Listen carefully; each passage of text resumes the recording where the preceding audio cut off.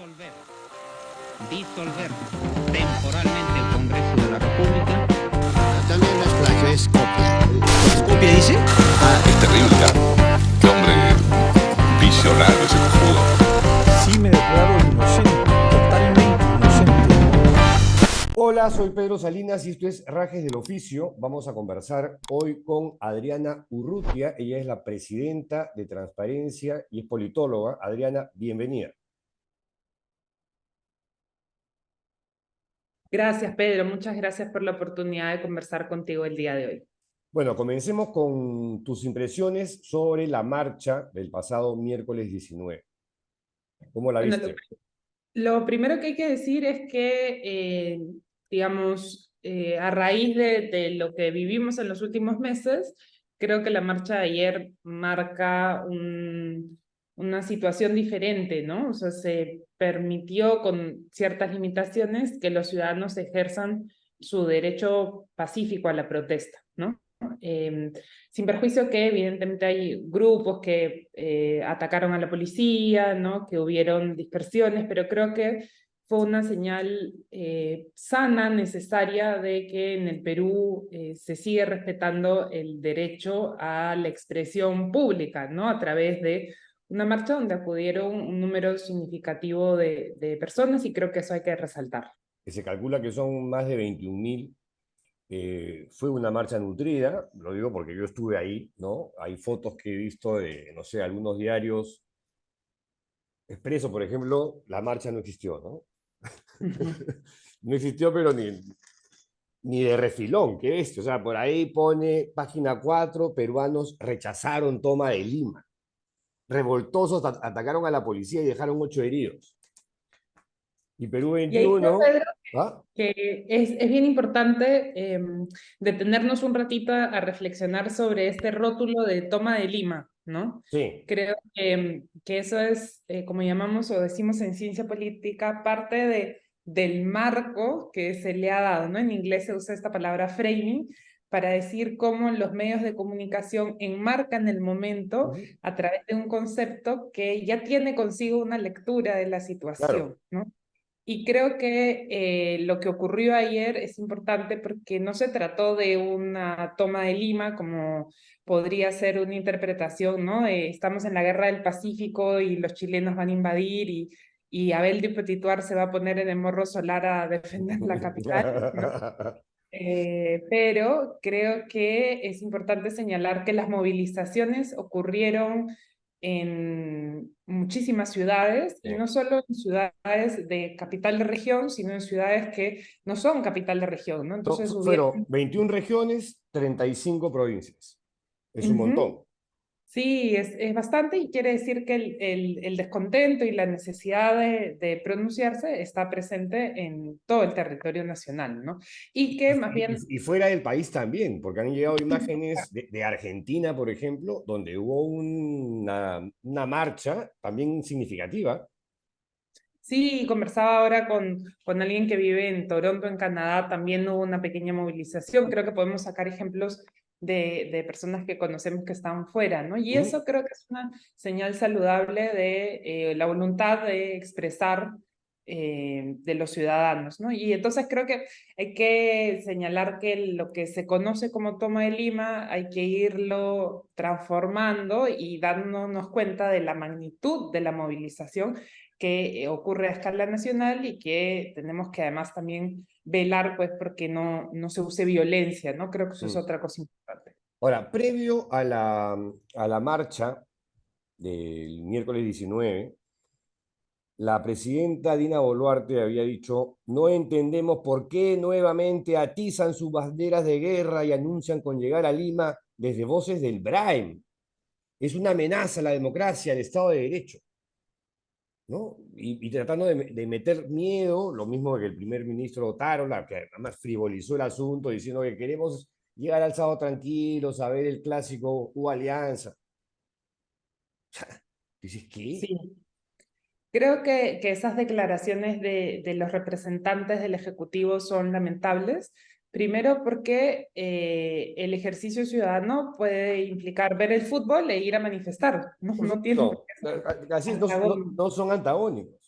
sí, quisiera decir eso, ¿no? Porque sí considero que un ciudadano puede expresarse a través de la expresión deportiva y también a través de la expresión de la manifestación, ¿no? Pacífica. Y que creo que el discurso del Ejecutivo que buscaba más bien confrontar a la población misma, ¿no? Entre aquellos que deciden ir a marchar y aquellos que no, se disuelve más bien a la luz de lo que ocurrió ayer, ¿no? Y en ese sentido creo que también hay que resaltar, saludar un cambio de estrategia de la Policía Nacional, ¿no? En cómo resguardó el orden y la seguridad, ¿no?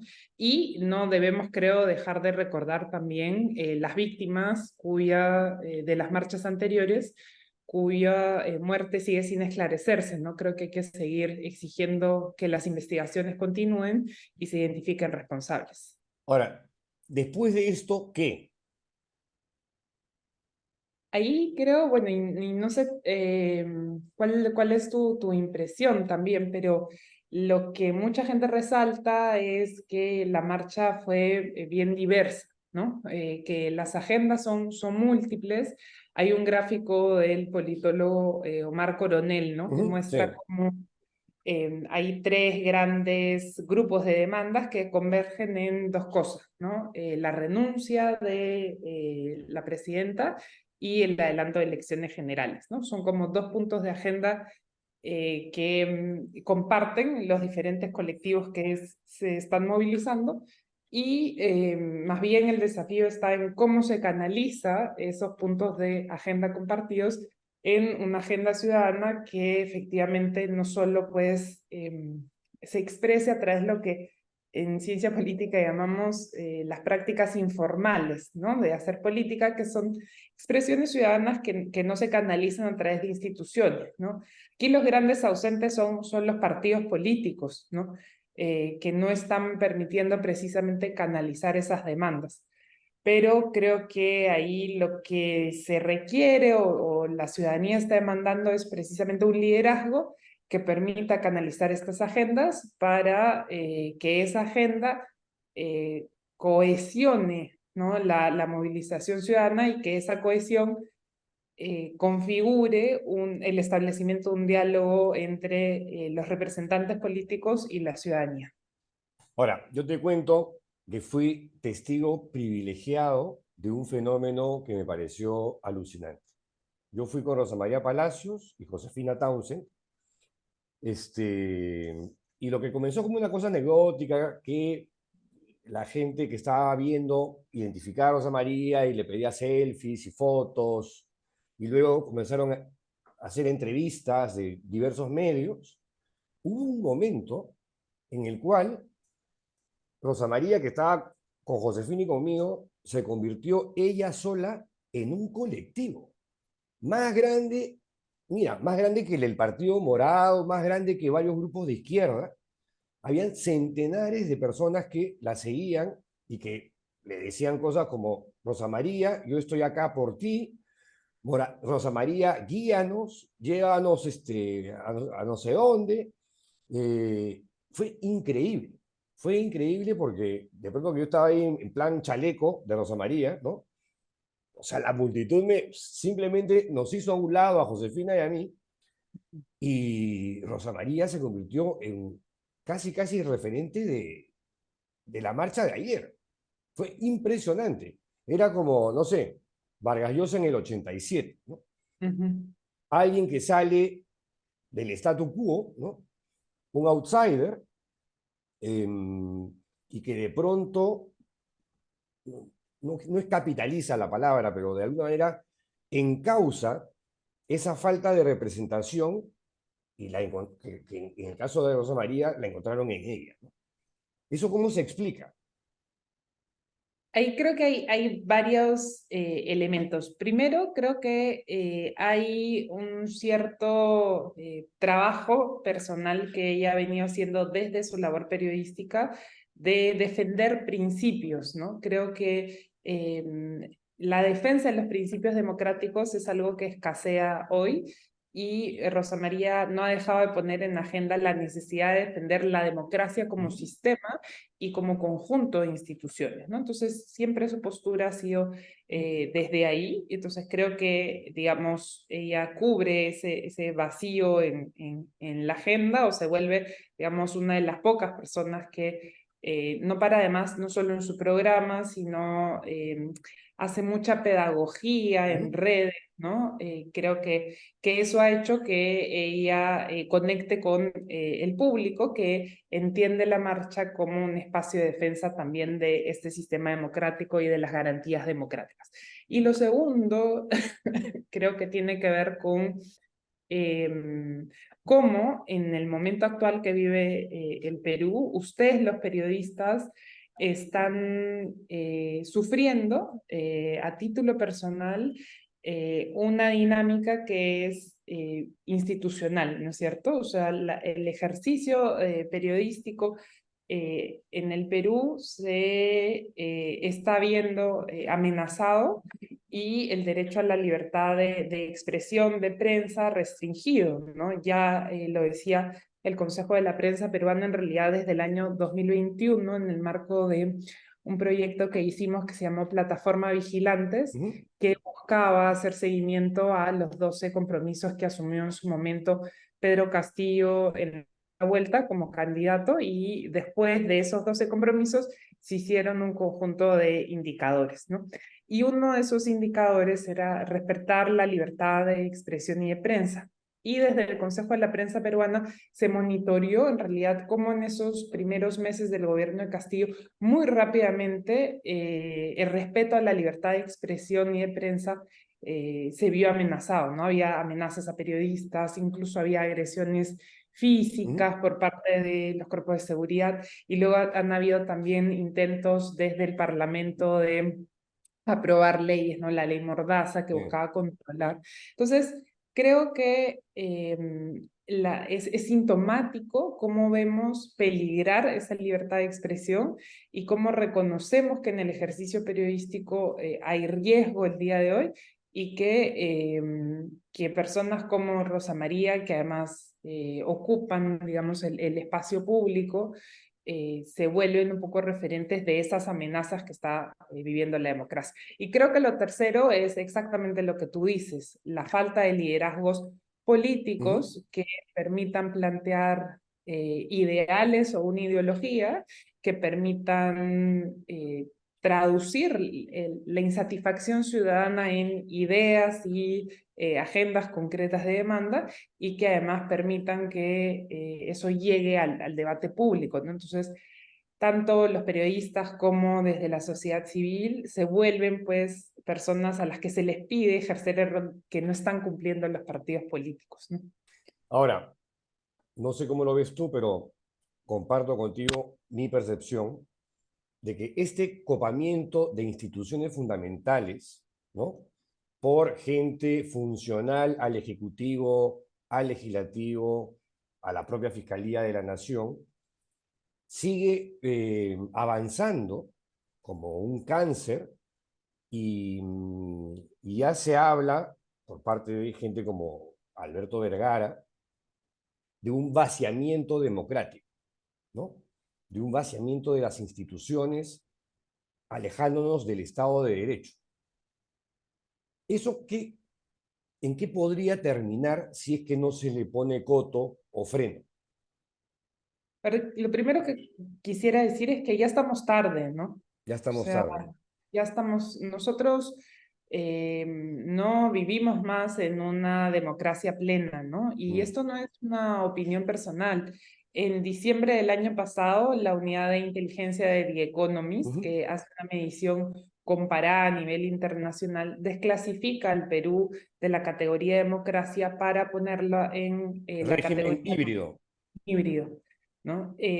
Donde además lo que hay que señalar es que la puntuación más alta la obtenemos por elecciones. Nuestra capacidad de organizar elecciones libres, justas, transparentes es reconocida internacionalmente, ¿no? Entonces creo que eso es bien importante para señalar que el cuestionamiento que viven las instituciones electorales y las autoridades del sistema electoral es un juicio político, no se basa en una evaluación objetiva del desempeño, ¿no?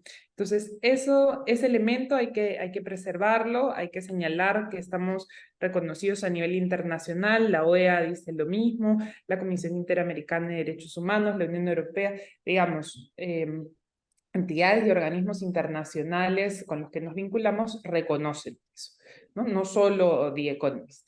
Y en lo que estamos peor evaluados, donde tenemos poco más de 3 sobre 10, es en cultura política, ¿no? Nosotros como país no hemos sido capaces, claro, y si nos ponemos ya, ¿no? muy, digamos, doctos, desde la fundación de la República, podemos decir. Sí. Pero si queremos analizarlo desde el tiempo más corto, lo cierto es que podemos decir que las elecciones y la dinámica electoral del 2021 marcan ese punto de inflexión y el inicio de una escalada de violencia que ha venido a permear todo el intercambio público de ideas en torno a la política, ¿no? Cuando se empieza a denigrar a los otros candidatos en la primera vuelta y cuando se empieza este proceso de alta polarización, que ojo, no es solo peruano, ¿no? Está ocurriendo a nivel mundial. Las palabras con las que nos referimos a la política y a los demás son palabras violentas, ¿no? Eso lo hemos visto también en un informe de un proyecto que tiene Transparencia, que se llama eMonitor Plus. Es un proyecto que hace con el Programa de las Naciones Unidas para el Desarrollo y la Red de Verificadores Amayuya, donde lo que hemos visto es la escalada de la violencia en cuentas que hablan de política en redes sociales, ¿no? Y cómo no podemos decir, ¿no? Por ejemplo, tú podrías hablar de vaciamiento y yo no estar de acuerdo contigo y decirte, como dices vaciamiento, pues eres terruco o de la DBA, ¿no?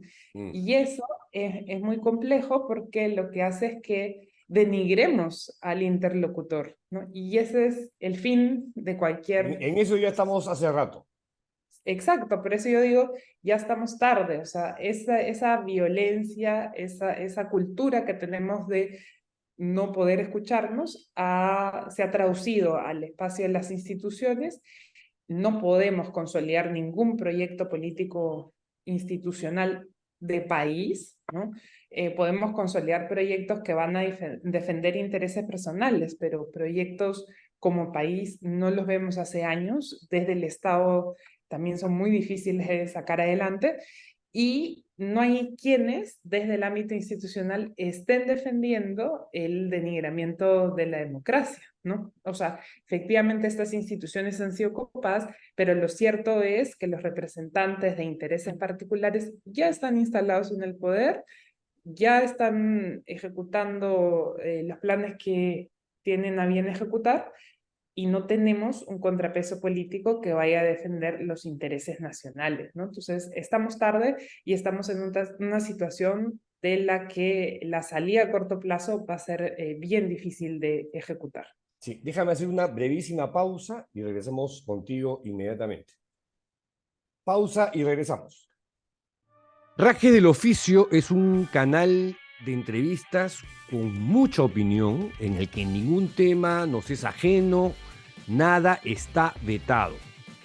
Rajes del Oficio es un espacio comprometido con la libertad y la democracia, donde las opiniones son libres y los hechos son sagrados.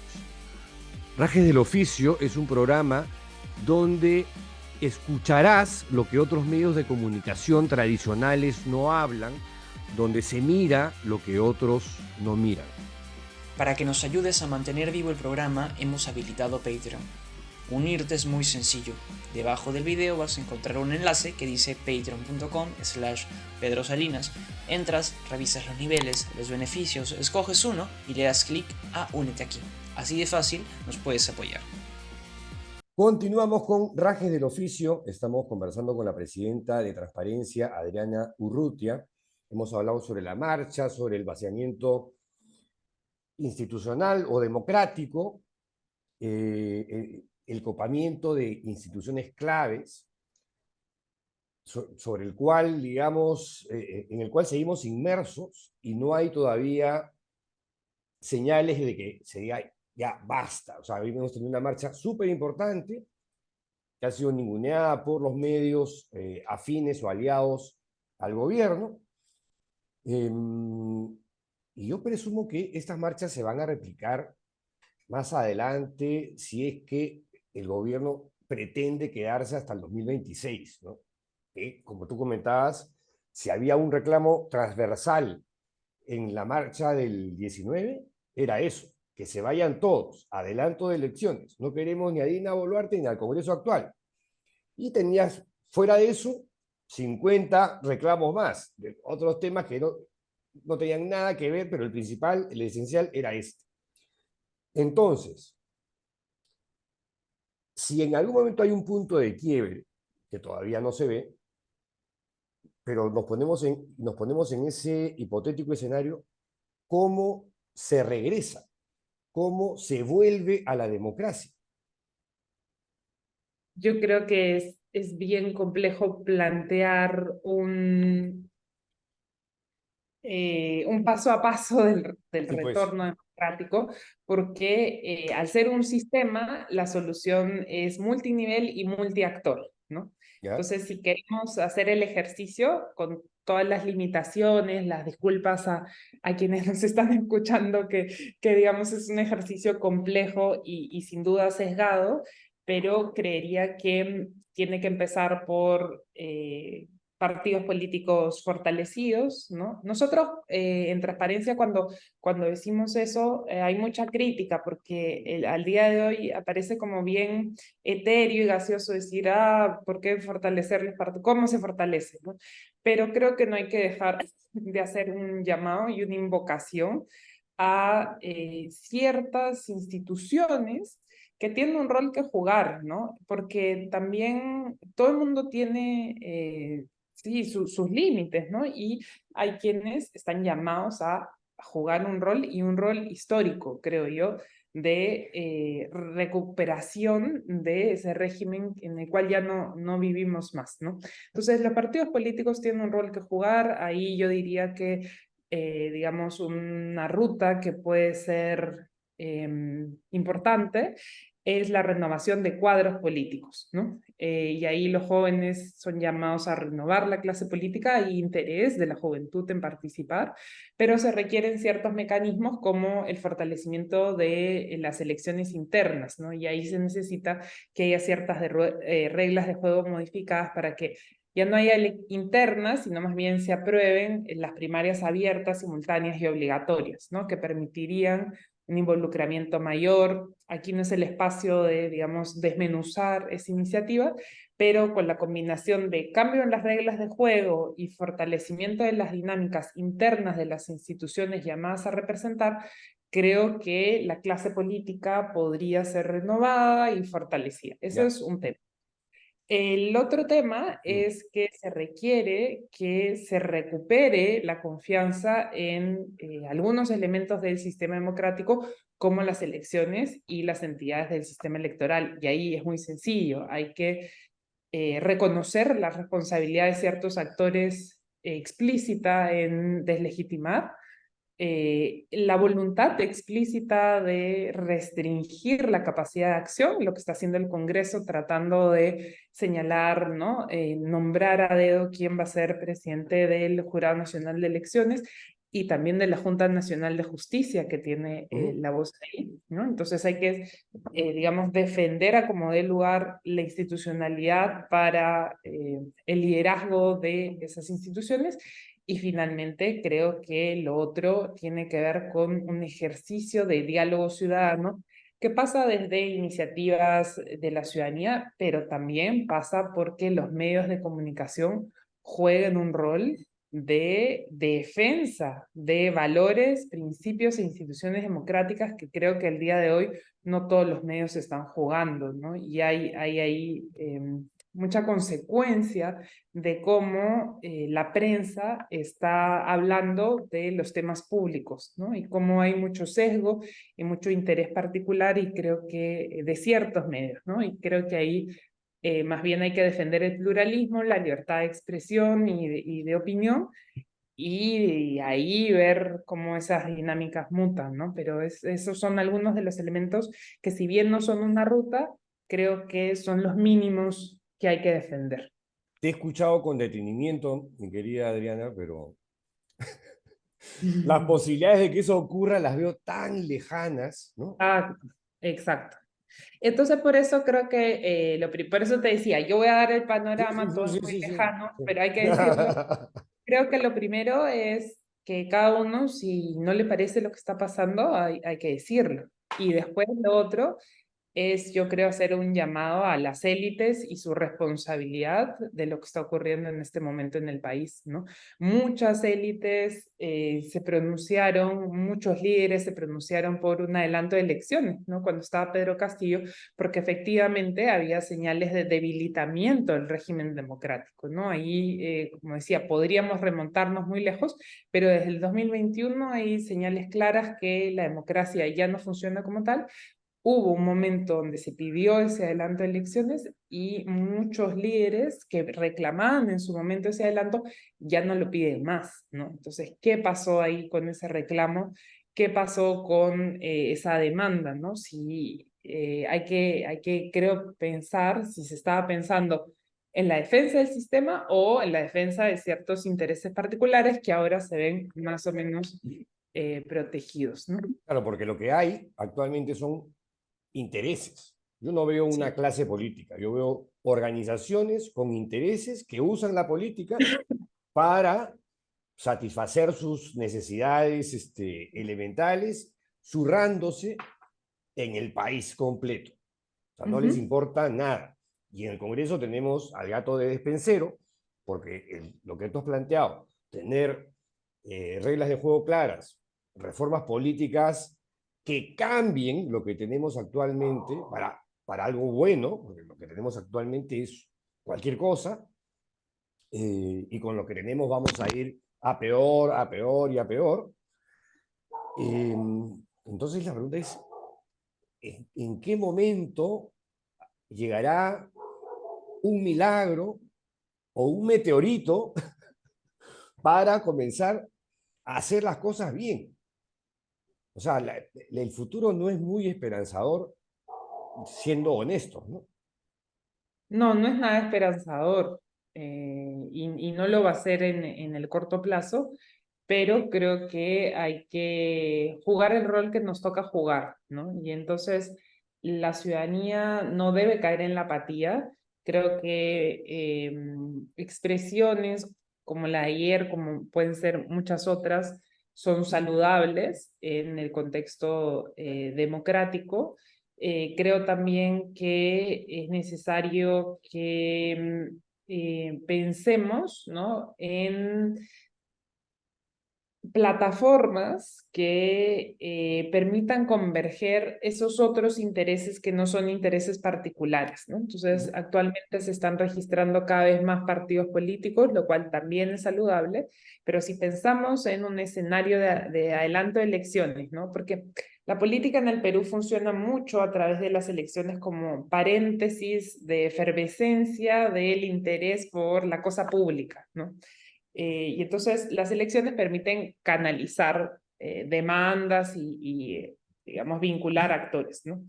Entonces, si pensamos que el adelanto de elecciones es algo que se da porque el hastío, ¿no? En fin, es complejo porque ya se han quebrado ciertos límites, ¿no? O sea, la muerte de más de 50 conciudadanos que no se reconoce, no se investiga.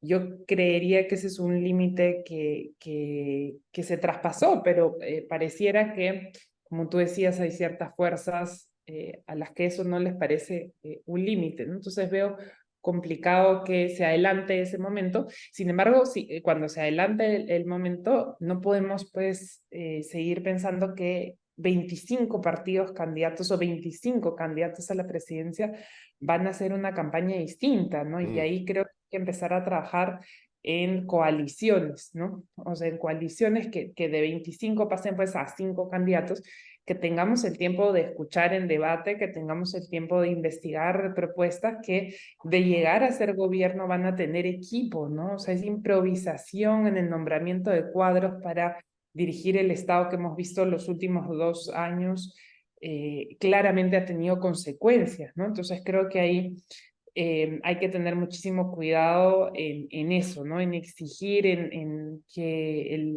la valla esté más alta que lo que pudo haber estado antes, ¿no? Y también, por más idealista que suene lo que te voy a decir, que la gente se meta a política.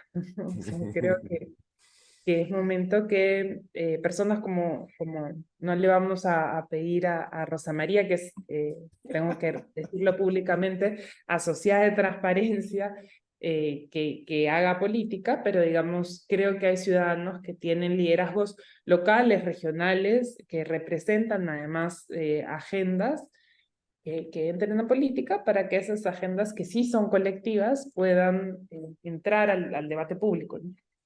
¿Hacia qué estamos yendo? Usualmente se asocia a Guatemala como nuestro futuro inmediato. Convertirnos Sí. en Guateperú. Yo, como científica social, un poco siempre me da aprehensión el planteamiento de escenarios futuros porque conlleva también una cierta responsabilidad, ¿no? En el uso del análisis. Pero sí creo que si seguimos observando, ¿no? Esta dinámica donde diferentes instituciones públicas que defienden ciertos intereses ciudadanos, colectivos, siguen siendo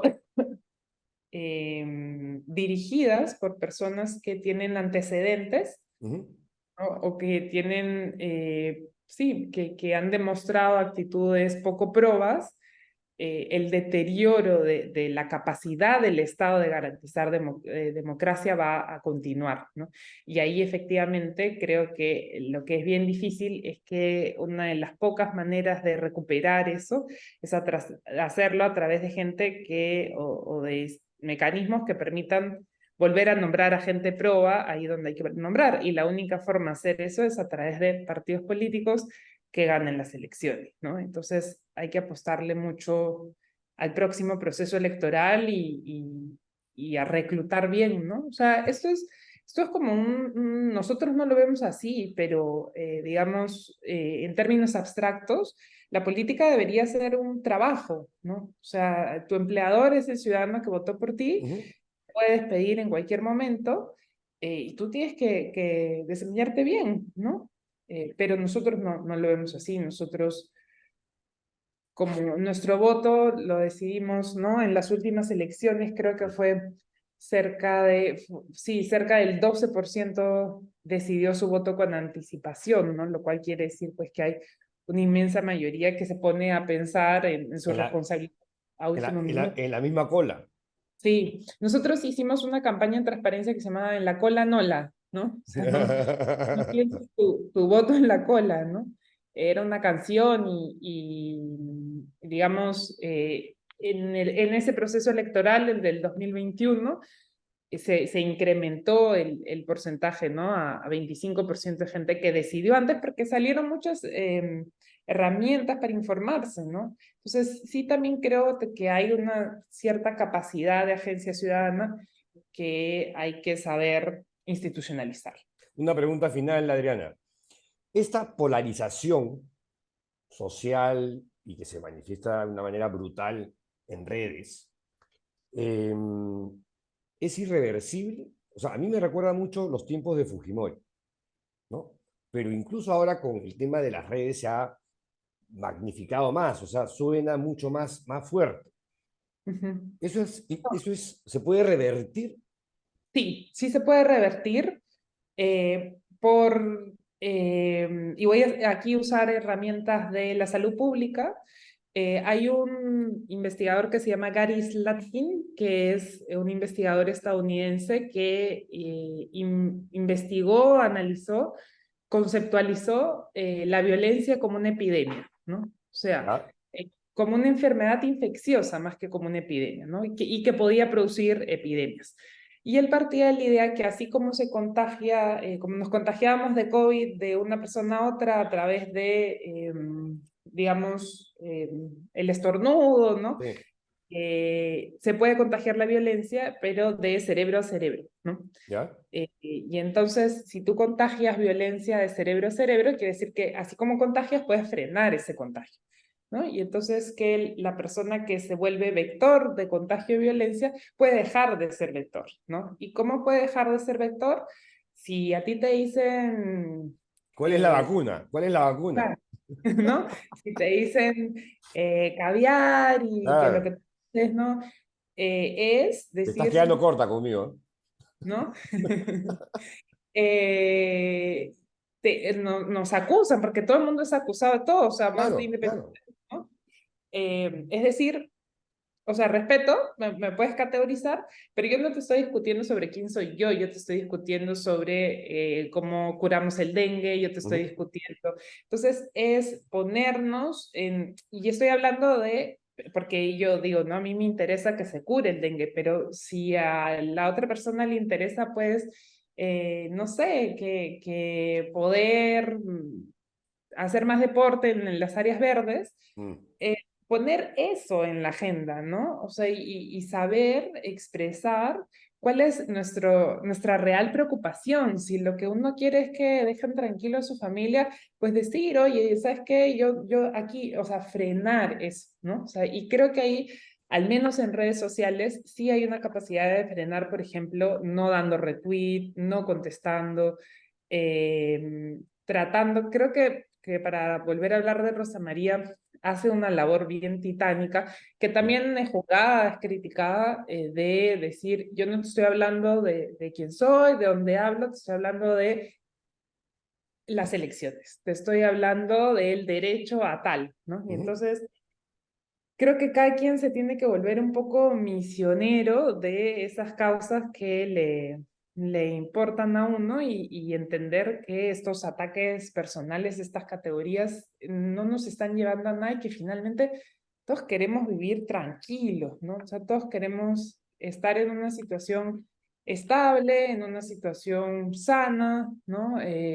Y que lamentablemente en un país con tantas desigualdades, no es posible porque hay mucha inequidad en el acceso a recursos y en el acceso a pensar el futuro, Pedro. O sea, yo creo que ahí el llamado que yo estoy haciendo es sin duda bien idealista, pensando que todos los ciudadanos podemos ponernos a pensar en la democracia que suena tan abstracta, ¿no? Pero todos los ciudadanos deberíamos pensar que mañana voy a tener las mismas condiciones que hoy para poder imaginarme que pasado mañana podría ser un poco mejor. Sonó bonito eso. Ojalá en algún momento lleguemos a una situación así ideal. Pero yo creo que va a ser Sí, en el siglo 30. Adriana, muchísimas gracias por tu participación, tu tiempo, tu generosidad y disponibilidad. Suerte en todos tus proyectos que vienen por delante y hasta cualquier otro momento. Gracias. un saludo, Pedro. Gracias a ti y también mucha fuerza en lo que te toca. Gracias. Y con ustedes, hasta la siguiente entrevista. ¡Chao!